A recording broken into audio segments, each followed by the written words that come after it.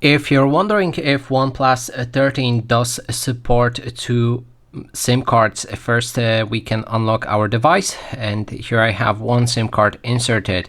And if we move to our settings, we'll be able to find the SIM options, and it should be right here in the mobile network. Then there's the eSIM, which allows you to set up additional card on your device. And also when we open a SIM tray right here,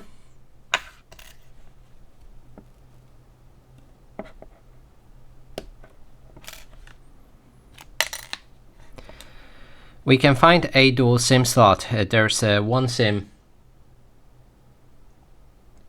Actually, this is a SIM 2, and on the other side there's a SIM 1, which confirms that there's a physical double SIM slot, but additionally you can also use the eSIM.